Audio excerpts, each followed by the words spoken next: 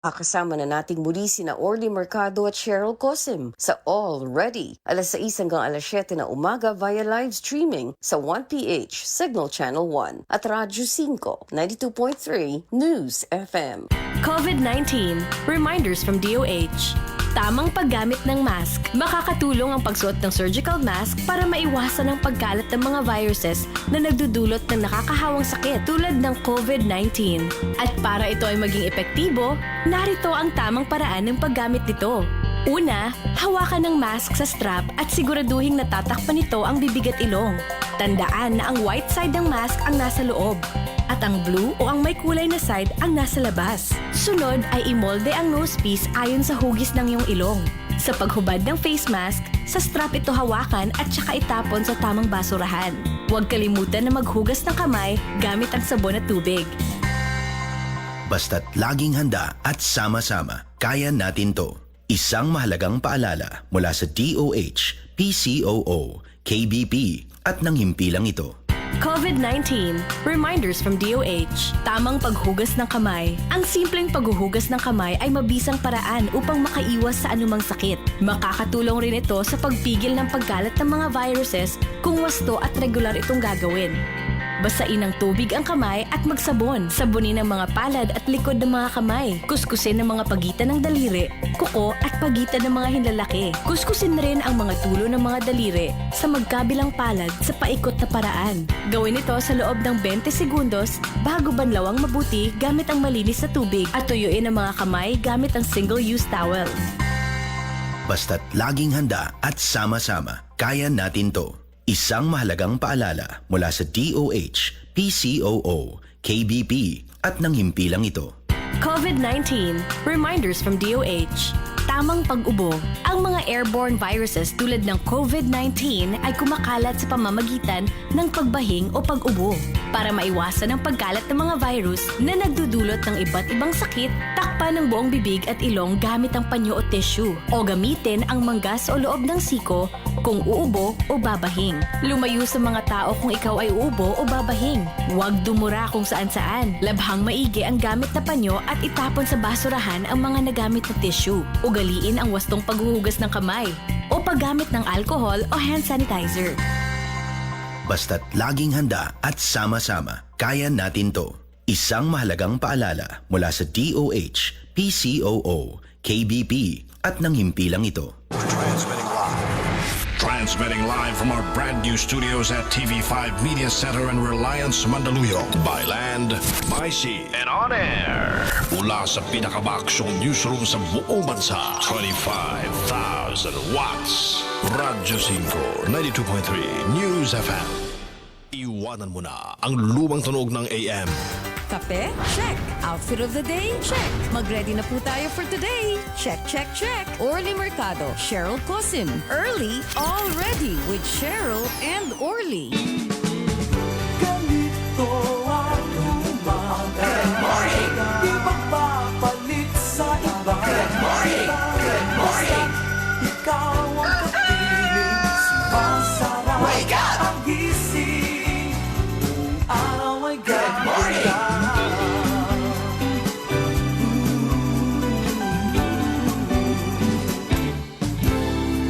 Ang asin sa mukha, unti-unting nawawala.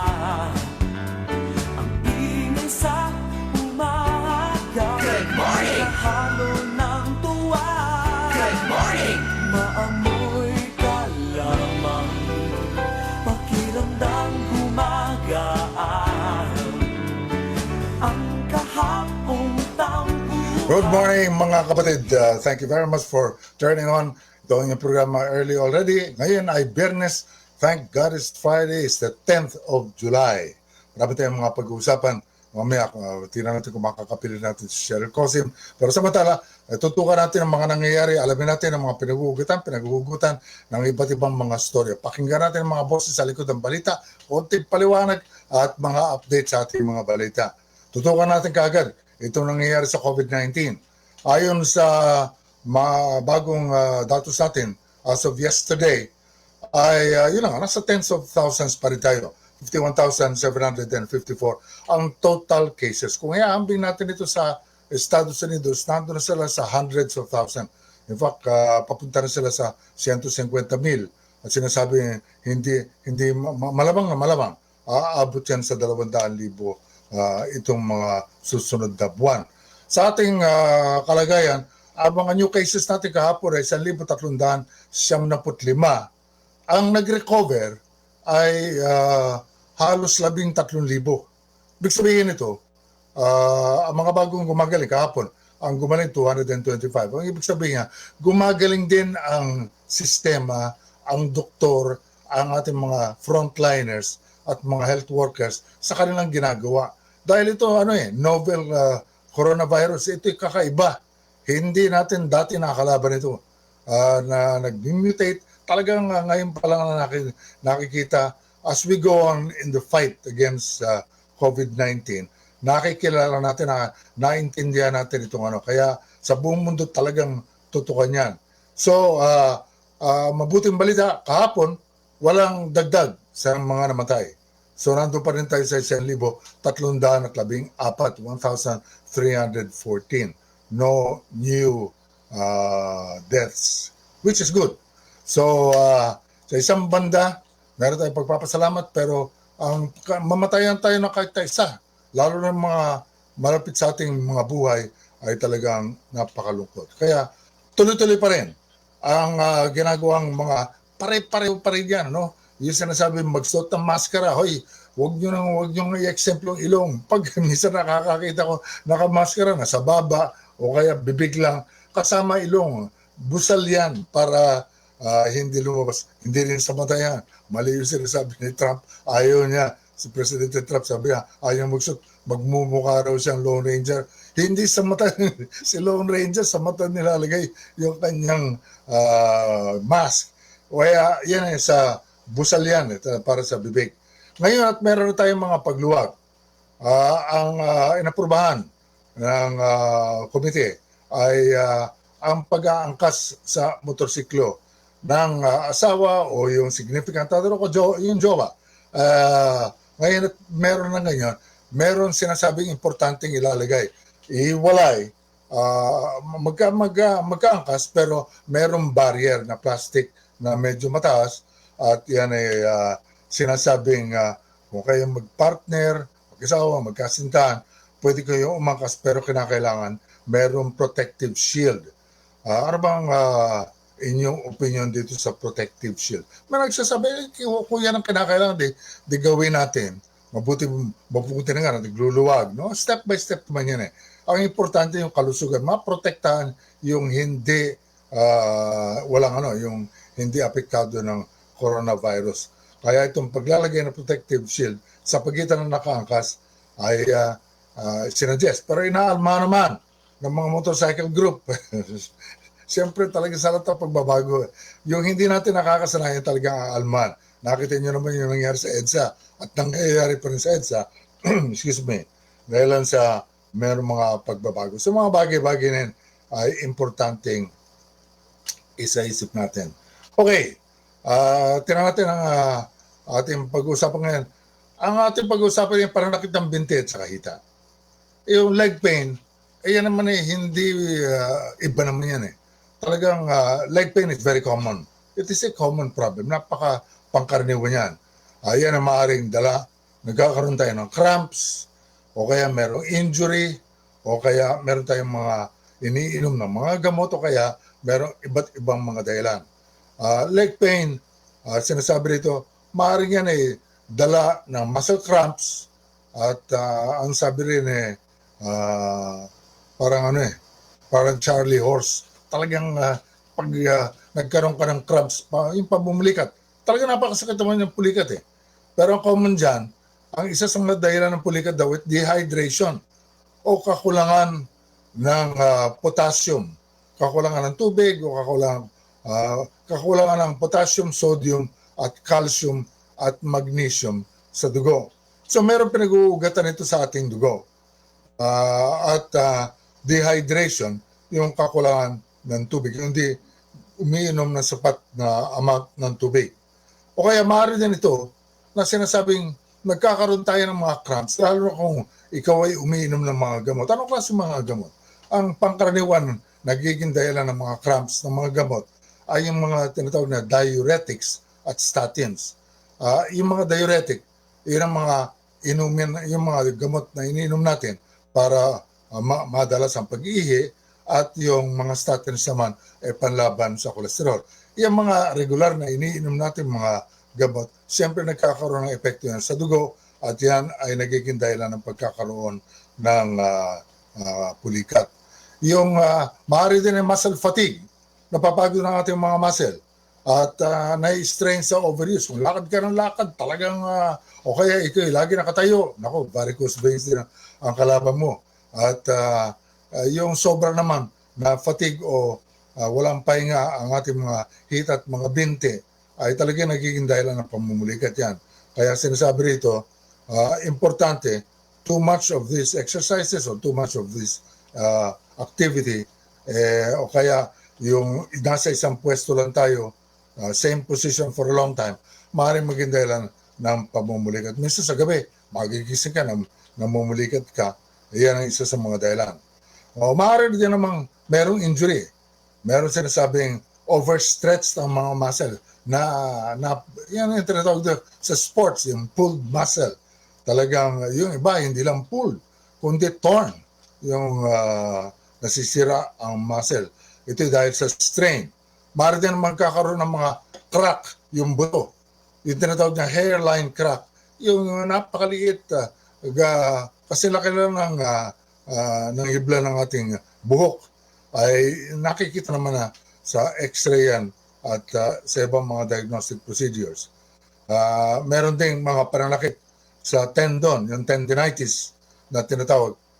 Yan pananakit yan nanggagaling doon sa pamamaga ng tendons. Yan dapat isinasangguni sa mga doktor ang mga bagay na para mabigyan ng gamot. At siyempre, dito naman sa shin, yung sa alulod, yan lalo na sa mga physical activities, sa pang-araw-araw na ginagawa natin, o kaya sa sports, maaaring yan ay nai-injure. Meron iba pa mga dahilan kung bakit tayo nagkakaroon ng mga leg pains.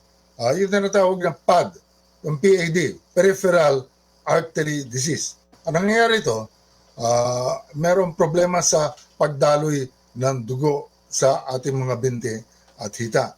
Itong mga types of pain na ito, yung tinatawag na claudication, ito nararamdaman pag nag-exercise o naglalakad, at pag tumitigil, nawawala.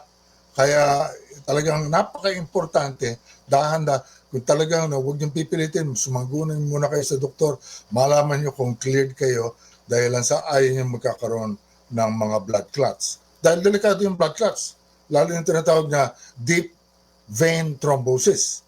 Doon sa blood clots na yan, ay maaaring ito ay mangailangan ng gamot o kaya pagpapahinga, long-term bed rest, ang isa sa mga gamot yan bukod sa iniinom. Meron din mga infection sa buto. Yan, napaka-importante yung patingin sa doktor. Yung mga infection sa buto o sa balat o sa soft tissues ay maaaring maging dahilan ng pagkakaroon ng cramps. At yung inflammation o pamamaga ng mga hugpungan, leg joints, lalo na sa knees. Yan, arthritis o gouty arthritis. Yan ang talagang, o kaya osteoarthritis. Yung dahil sa edad, yan din hindi naman nawawala. Kaya sinasabi rito, napaka-importante rin na nalalaman natin ang mga bagay-bagay nito. Minsan meron nerve damage sa ating mga, sa nerves natin. Tayo pare-pareho tawag natin puro ugat Yung nerve endings or nerve, this is common to people na meron sakit na diabetes, yung mga umiinom alcoholics, yung talaga malakas uminom, at yung malakas manigarilyo. Yun ay talaga napapasikip ng daloy ng dugo at nagkakaroon din ng nerve damage yung smoker. Well, talaga pakiraban talaga sa smoking at saka sa sa pag-inom ng alak, talagang sinasabi in moderation. Varicose veins. Yan isa sa mga dahilan din ng pagkakaroon ng mga problema sa hita at binte. So ano bang mga iba't iba mga dahilan pa? Sinasabi dito na kung napaka-importante na ma-rule out ang mga cancer, yung mga tumor sa buto. Kaya yung katulad ng Ewing sarcoma ay dapat inaalam yan at pinapakita sa doktor. Yung sinasabing isa sa mga hindi pangkaraniwan na pananakit ng hita at binte, yung legs, yung calves na Perthes diseases o disease na sinasabing hindi maganda ang daloy ng dugo, poor blood flow, at ito ay nangyayari, it's also slow, mabagal din ang normal na pagkakilala sa mga kabataan pa ng kanilang mga legs. Non-cancerous or benign tumors. Meron din mga tumor na hindi naman cancerous. Yan ay isa sa mga bagay-bagay na hindi pangkaraniwan na pananakit ng binti at hita. Yung mga bagay na yun ay dapat isinasangguni sa doktor. Kaya yung pinakamagaling yan, kung repetitive o chronic o bumabalik itong mga pananakit, itong mga pagpulikat ng pamumulikat ng ating mga binti, ay dapat ipinatitingin sa doktor. Okay, ang ating balikan natin ating question for the day.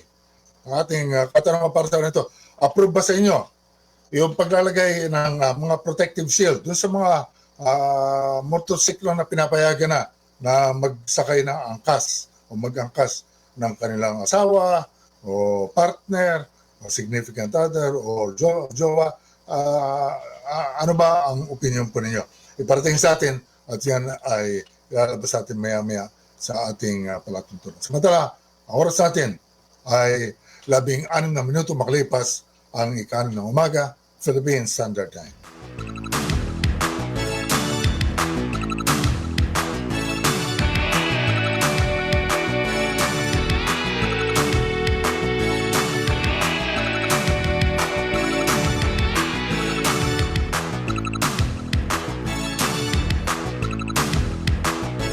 I'm Peter Cower, a Belgian baker of healthy quality breads for Filipinos. At 65, standing for long hours, baking can be a challenge. With MX3 as my partner, no sweat. It's right for me with low sodium content, cholesterol, and fat-free. Baking quality can be really easy when you are extraordinary like me. With MX3. Mahalagang paalala, ang MX3 capsule ay hindi gamot at hindi dapat gamiting panggamot sa anumang uri ng sakit. Early Already with Cheryl and Orly sa Radyo 5 at 1PH sa Signal Channel 1. All eyes, all ready.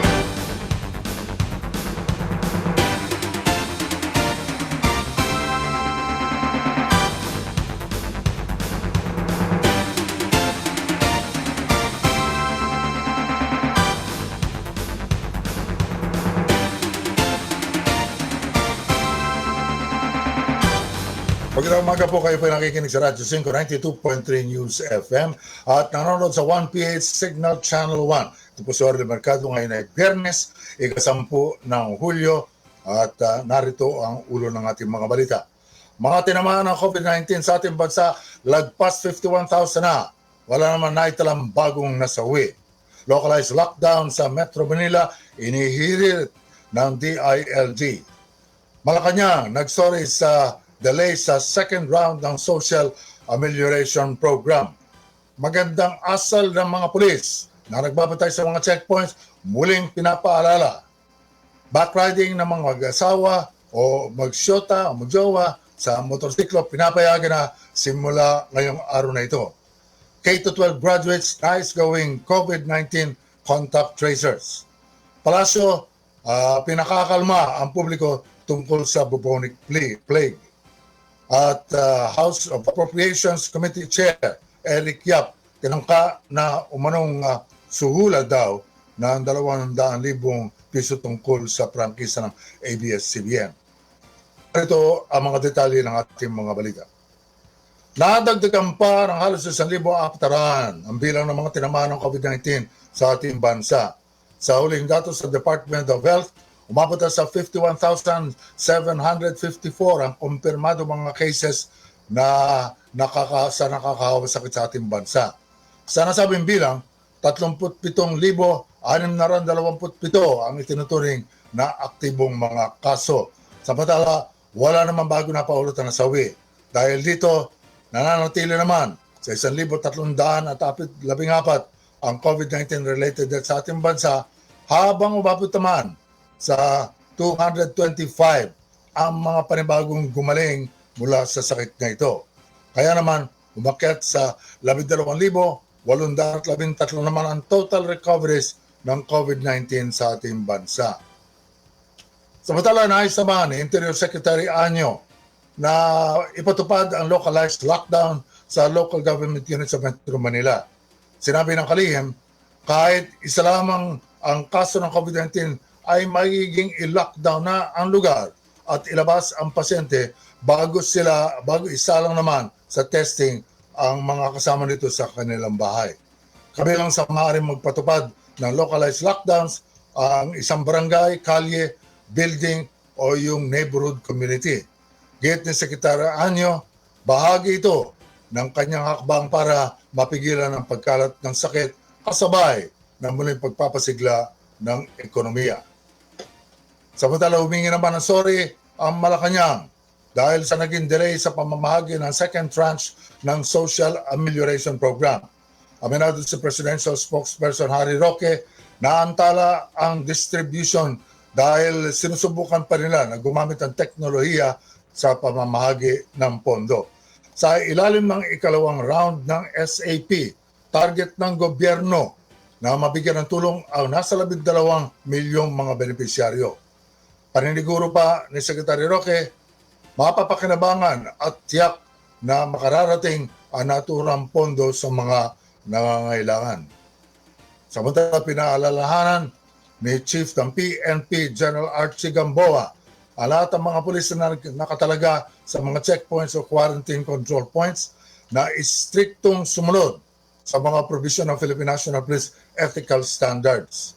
Kasunod ito ng ilang mga reklamo na natanggap nila sa nagiging asal di umano ng mga pulis sa mga checkpoints. Gayet ni Gamboa sa mga kabaro, dapat ay magkaroon pa rin ng respeto lalo na sa mga babae at sa mga may edad. Iwasan din anya ang pagkuha ng mga larawan ng mga pribadong dokumento. Pinapayagan na ang backriding o pag-angkas sa motorsiklo para sa mag-asawa simula ngayong araw nito.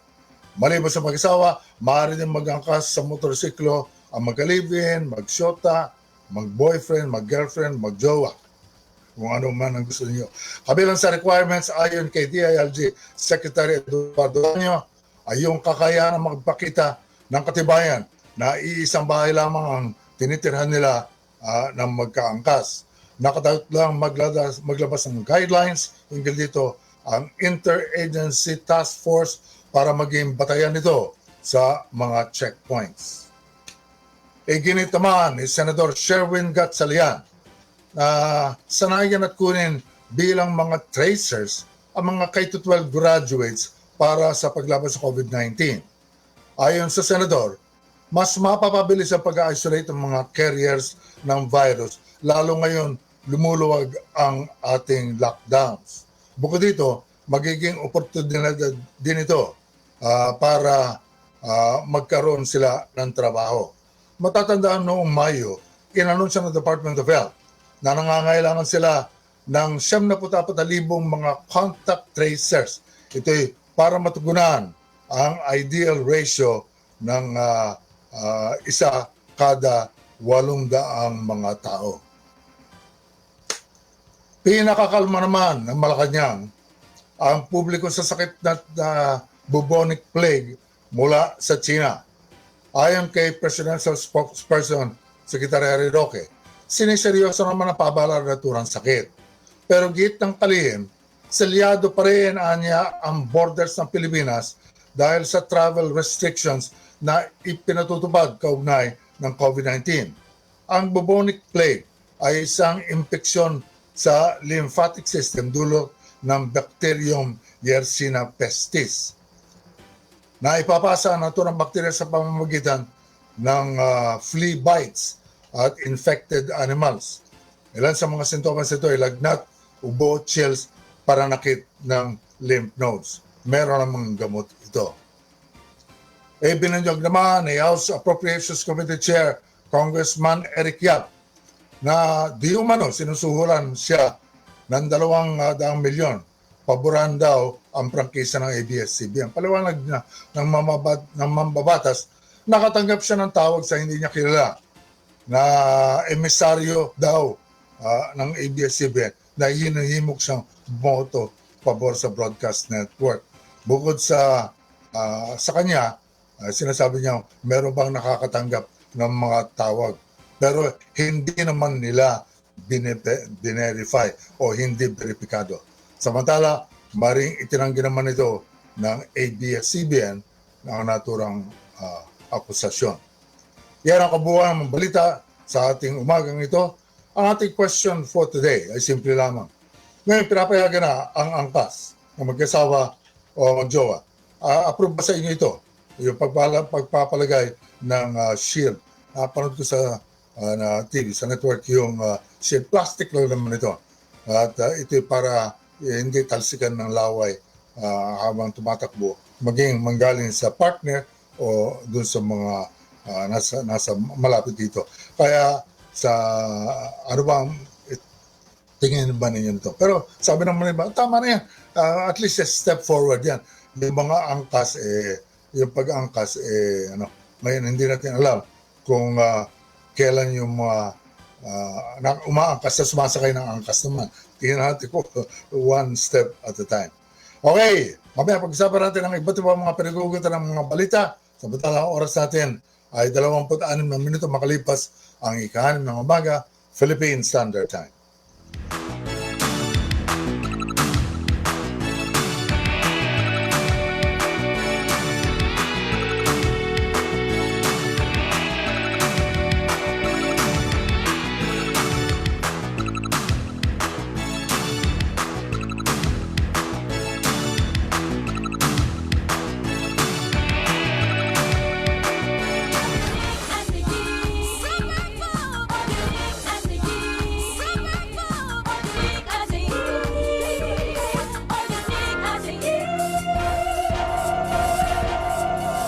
Why choose natural when you can have organic? Why choose powerful when you can have super powerful? Organic Acai freeze-dried capsule, superfood, powerful antioxidants, full of vitamins and minerals. Mahalagang paalala, ang Organic Acai Capsule ay hindi gamot at hindi dapat gamiting panggamot sa anumang uri ng sakit. Isang mensahe ng pag-ahon mula sa Cobra Energy Drink. Bangon na sa pagkakatulog at pagbagsak ng kabuhayan. Matatalo rin natin ang pagsubok. Simula na ng biyahe, hindi lang ng sasakyan, kundi ng buhay tungo sa pag-ahon. Bukas na, hindi lang bote ng Cobra, pati ang daan tungo sa pangarap. Ngayon, panahon na nating bumangon. Cobra, #1 energy drink, katuwang mo sa pag-ahon. Angat ang lakas mo. Cobra, #1 energy drink, katuwang mo sa pag-ahon. Angat ang lakas mo. Orly Mercado, Cheryl Cosim. Early, all ready with Cheryl and Orly sa Radyo 5 at 1PH sa Signal Channel 1. Ganito ang umaga, di magpapalit sa iba. Basta't ikaw ang kapiling, sumasarap ang gising. Araw ay gaganda.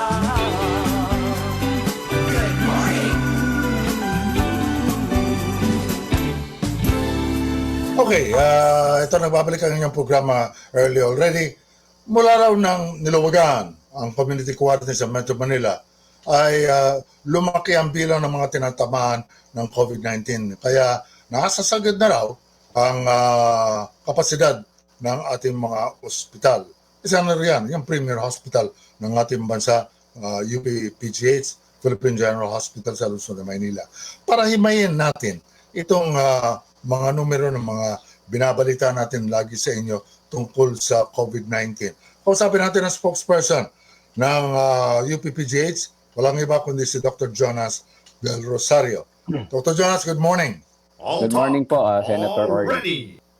Orly na lang. Paano ba natin, alam mo ako, kapag nanonood ako, sinisimulan ko doon sa news international yung ang dami ng mga tao na nagkakaroon ng COVID-19 sa buong mundo. Tapos ngayon, lately, ang US, kasi number 1 ang US Tapos ilan ang mga admissions, ilan ang binabanggit.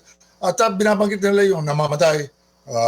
Meron iba hindi binabanggit yung mga gumagaling meron naman, binabanggit ngayon yung admission dahil sinasabi nila, pag tumataas yan, tumataas din yung namamatay. How should we view these numbers? Teach us how to make sense of these particular numbers.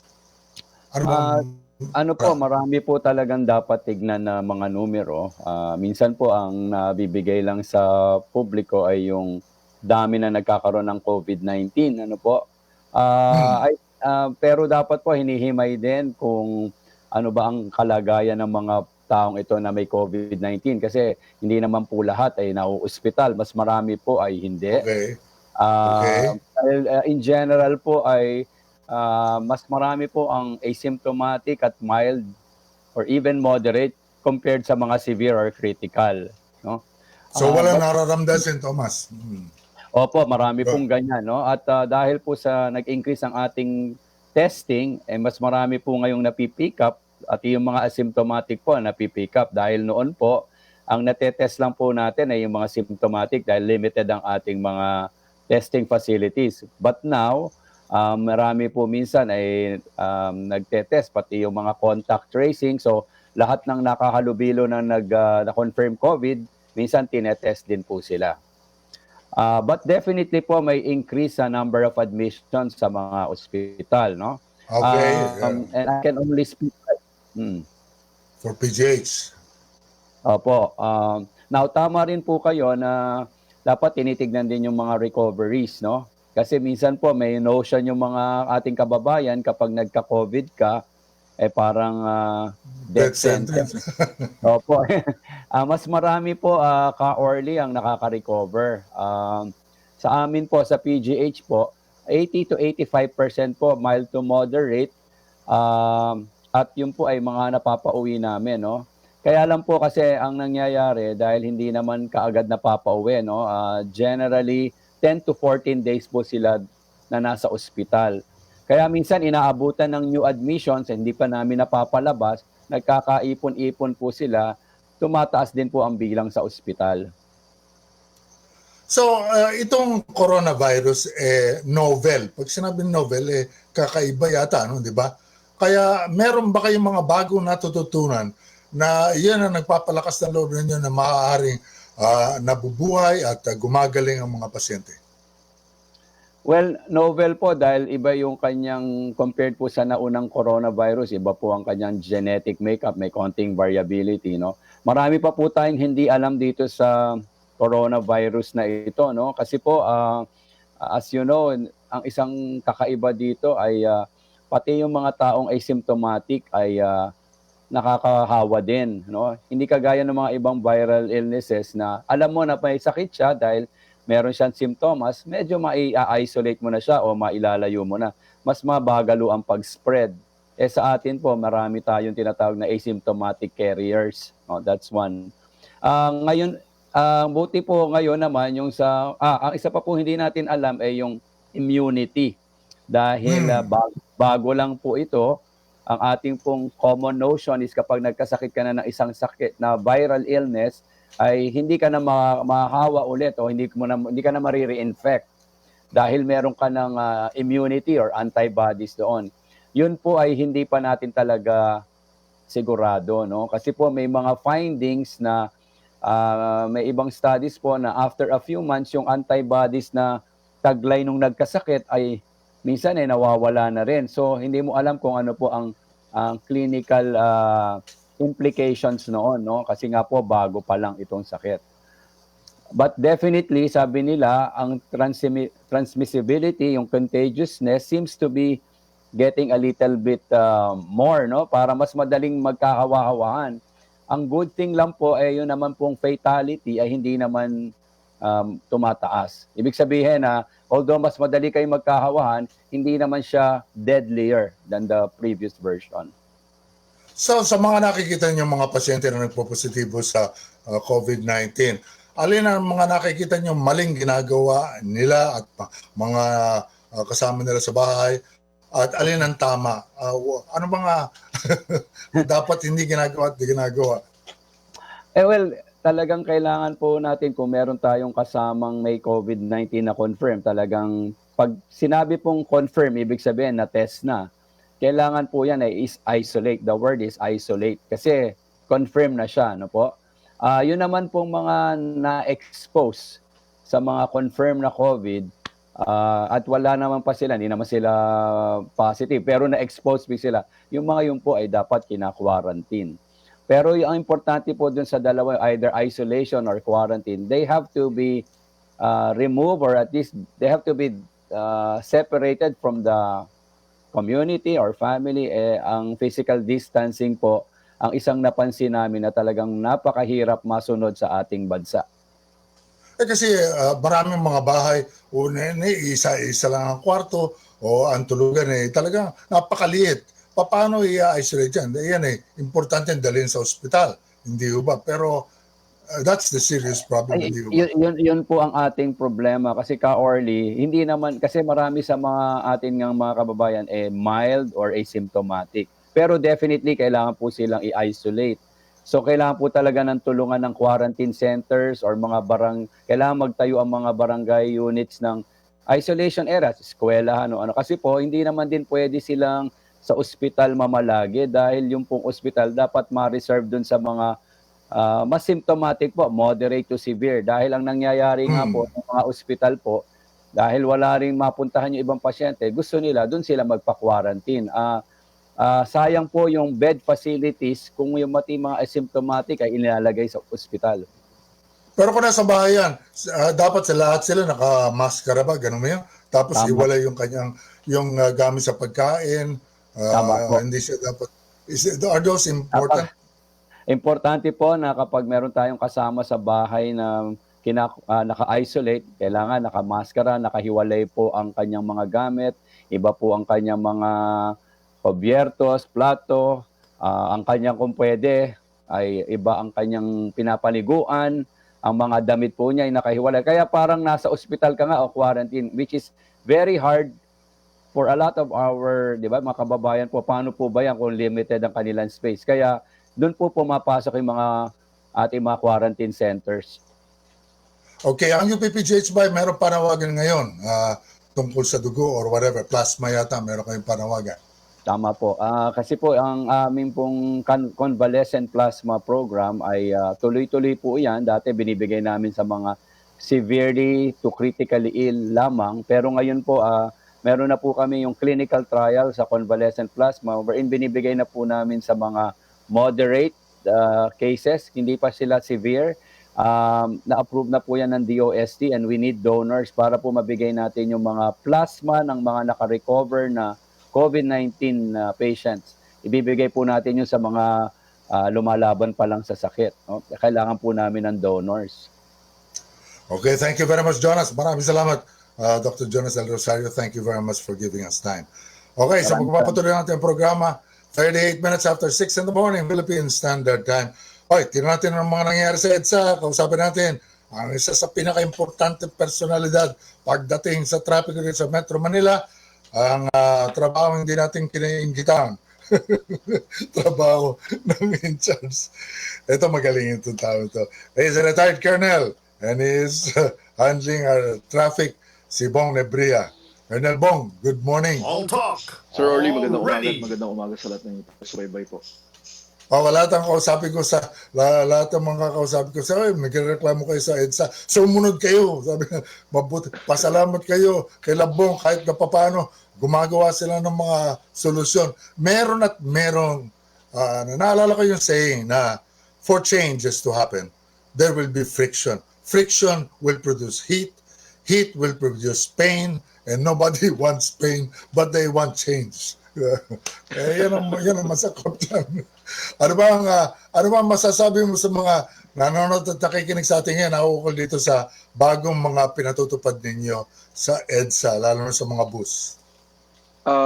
Tama yun, Sir Orly. Talagang itong bagong sistema ng well-rationalized bus routes natin ay nagdulot ng malaking kalituhan. At yun ang naging problema para sa ating mga commuters. Tandaan natin, Sir Orly, na matagal tayo na ECQ. May mga kababayan natin, mga 2.5 or 3 months na hindi nakalabas ng bahay, tapos hindi nagtatrabaho, and then suddenly they went back to work. Pag balik nila sa trabaho, pagdating nila sa EDSA, iba na. Dati na pumunta sila sa kanto, mag-aabang sila ng bus. Ngayon, wala silang makitang bus na masasakyan doon. Nasa kabila, nasa gitna ng EDSA. And at the same time, dati kahit saang halos lahat ng kanto ng EDSA, pwede mong babaan, pwede mong sakyan. Ngayon, hindi na pwedeng ganon. It totally, they suddenly went back to EDSA and then it's totally reconfigured and totally different from what they used to. Yun po yung dudulot ng kalituhan.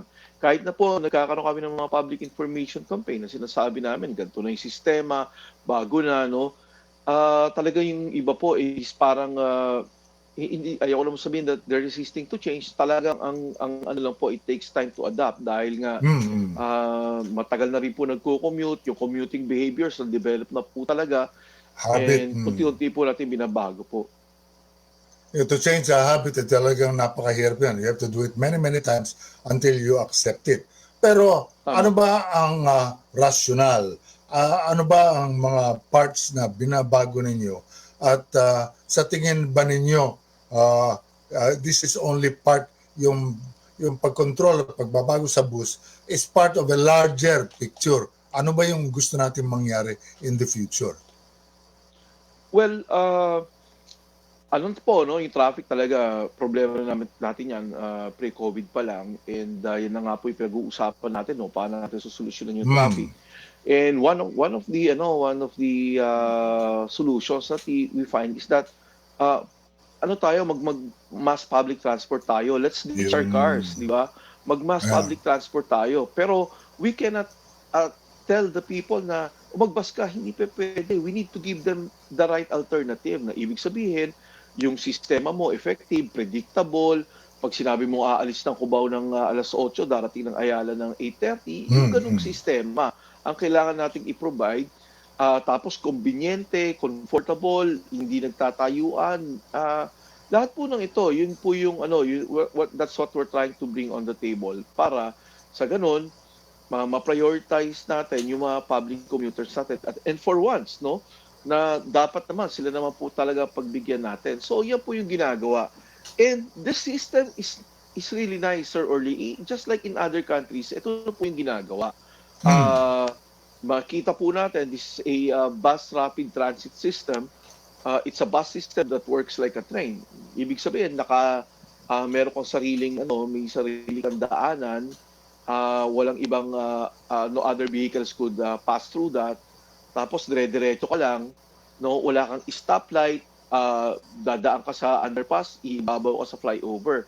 So yun po yung gusto namin mangyari para sa ganun, yung mga kababayan natin, instead na they spend so many hours on the road because of the traffic, meron na silang best option to take in going to work. And I know this will work. However, talaga po in all these new ideas, there are birth pains and lahat po nag-a-adjust to make this work. Alam niyo, nabanggit niyo yung sa ibang bansa, nung na-assign si Doktora sa Japan, na tumira kami sa Kobe. Alam, 3 taon kaming tumira sa Japan. Hindi namin nakita yung pangangailangan na bumili ng kotse. Dahil lang sa pagbaba ka, maglakad ka, meron tren, meron bus, meron taxi kung kailangan mo, naka-Amerikana pa kung gusto mo malayo, kaya formal ang pupuntahan mo. Pero merong alternatibong public transport, mass transport system. And ang Japan ito, gumagawa na ng pakaraming mga sasakyan. Nagbebenta sa buong mundo ng mga sasakyan, pero hindi lahat ng tao ang ambisyon magkaroon ng auto. Dahil mas conveniente yung sumakay ka ng tren. So, that kind of tama po picture, yun. dapat nasa isip natin, hindi ba? Tama yun, Sir Orly, that's really the picture that we want our kababayans, our commuters to have. Na ito, once we perfect this this system, this will work for them, no, for the commuters. Kaya nga po ang sinasabi namin, inuunti-untiin namin kasi we only started doing this June 1 when the GCQ came in, Hindi po kami makapagtrabaho nung ECQ kasi syempre mga workers, tao rin po yan, baka magkasakit. So ngayon, nung nagkaroon tayo ng general community quarantine, that's the only time that we started the infrastructure. Talaga pong hindi kakayanin And so it took us time. We only finished, we finished 8 stations already, but we cannot use all the stations kasi nga po wala kaming barricade.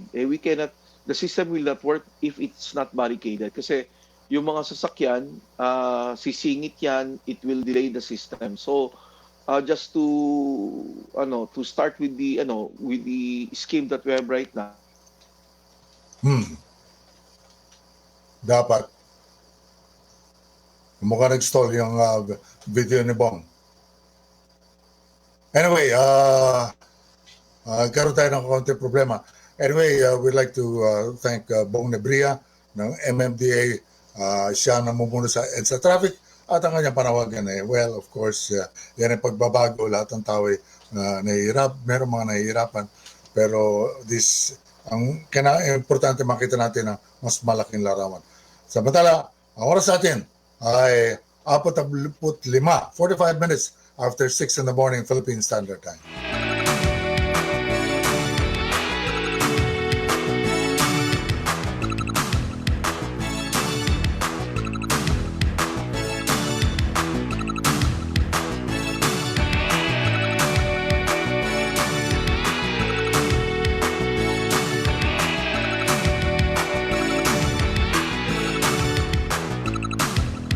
I'm Alvin Barcelona. I enjoy my 3 careers, an educator, a preacher, and a gospel music rocker. And it takes MX3 to help me cope with them 3 every day. Tested and proven na may alpha, beta, and gamma mangosteen that keeps me going with my healthy lifestyle. For me, MX3 is my super joy in 3 for my 3 professions. I feel M-extraordinary. Mahalagang paalala, ang MX3 capsule ay hindi gamot at hindi dapat gamiting panggamot sa anumang uri ng sakit.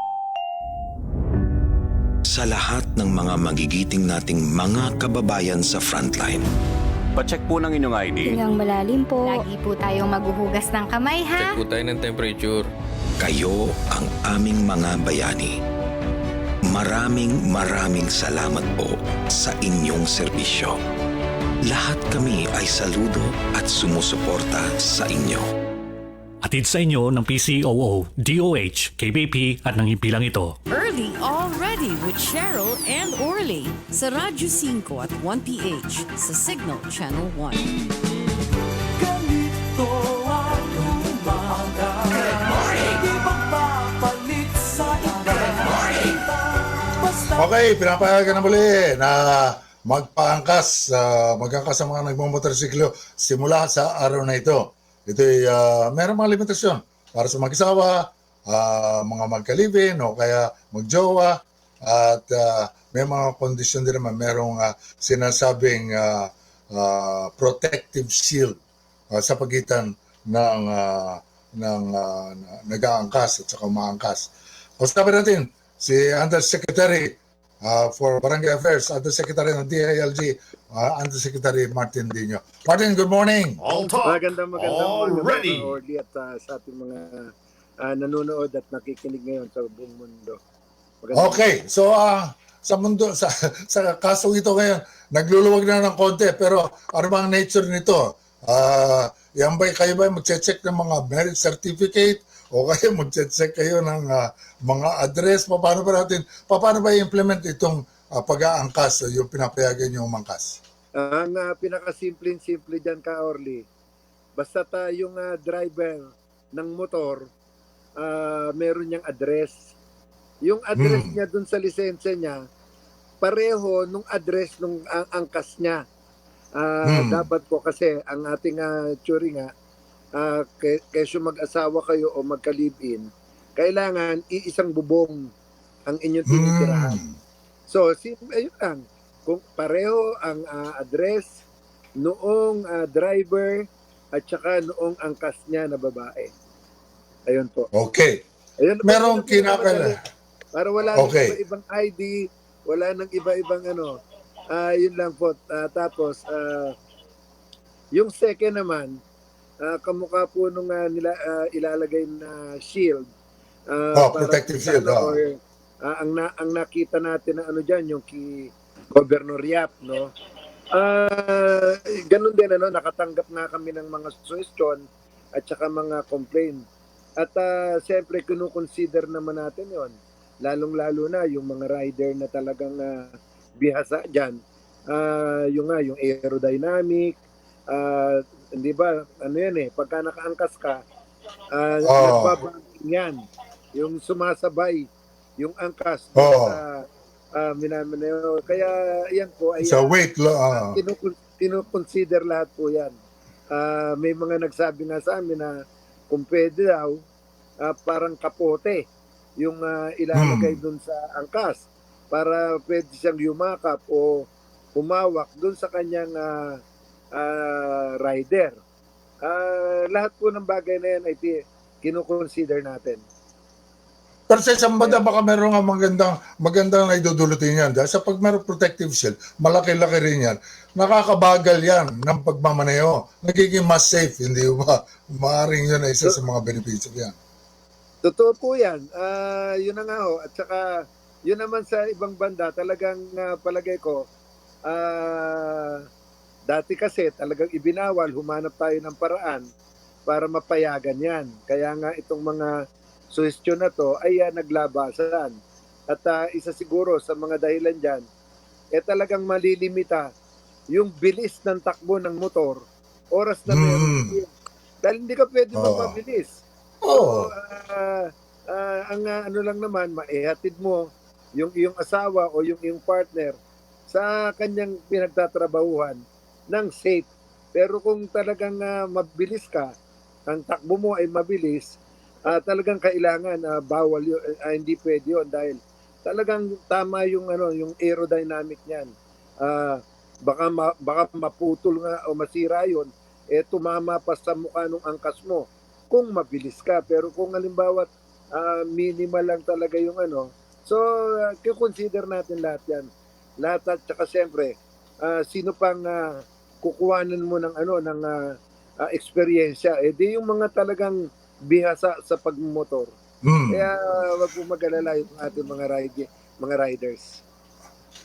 Yusek Martin, tanong ko naman sa iyo, doon sa mga na-assign na galing sa barangay, mga tanod, etc., kasama mga pulis na nagmamando ng ating mga checkpoints, magkamisa na merong mga kakulangan ng pagpapaalala sa mga behavior. Kasi may naparoon din ako sa news kagabi na yung barangay tanod pinaghubad yung nahuli niya ng madaling araw na mukhang nagdodroga at pinaglakad ng nakahubad. Ano po ba ang mga training at saka mga checks and balances na ginagawa ninyo para masigurado ang disiplina ng mga nagbabantay ng mga checkpoint? Bawal na bawal po yan. Lalo na pag halimbawa nga sa checkpoint nanakit ka o yung karapatang pantao yan po hindi natin pinatatawad yan. Dahil unang-una nandun ka para proteksyonan yung mamamayan, hindi para abusuhin.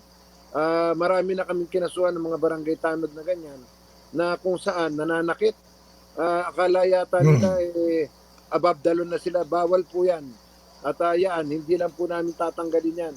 Paparusahan po natin yan ayon sa tinatadhana ng batas natin. Alam naman ng mga barangay captain yan na nandun sila to protect yung kanilang constituent, hindi para abusuhin. Biro nyo, paghubarin mo na yan, human rights yan. Tsaka talagang dapat yan makulong yung tanod na gumawa niyan. Kung ako yan, i-file yun sa amin ang kaso dyan at sisiguraduhin ko sa inyo hindi lang matatanggal yan. Kailangan maparusahan talaga yan para maging lesson ito sa mga barangay na umaabuso sa kanilang katungkulan. Tandaan nila, hindi sila nandyan para magmalabis, umabuso, andyan sila para tulungan yung kanilang constituent. Kung may mali, basahan mo ng kaso, i-turn over mo sa pulis. Hindi yung ikaw ang magpaparusa. Biro mo yung ginawa niyan. Kaya marami na kami ka-order na nakasuhan. No? Magmula sa kapitan na abusado, pagawad, secretary, treasurer, hanggang sa mga tanod. Hindi pwedeng manaig yung kanilang kagustuhan na mag-abuso sa ating mga kabarangay. Paalam na yan. Kami mismo ang gagawa ng paraan para masampahan ng kaso yan. Yan po, Ka-Orly. Maraming salamat, Undersecretary. Thank you very much, Undersecretary Martin Dino. Maraming salamat. Maraming salamat, Ka-Orly. Mabuhay po kayo. Thank you. Okay, sa pagpapatuloy ng ating programa, kausapin naman natin ang Director for Administration ng Motorcycle Philippines Federation, si Ginoong Atoy Santa Cruz. Atoy, good morning. Hi, good morning, Ka-Orly, at saka sa mga nakikinig sa inyo. Good morning. Okay, anong reaksyon niyo din sa sinasabing, okay, pinapayagan na mag-angkas ang mga nagmamotor, lalo na kung yun doon lang sa mag-asawa o mag-partner, significant other, pero merong protective shield. Ano kayong mga nagmamotor, ano ang inyong reaksyon?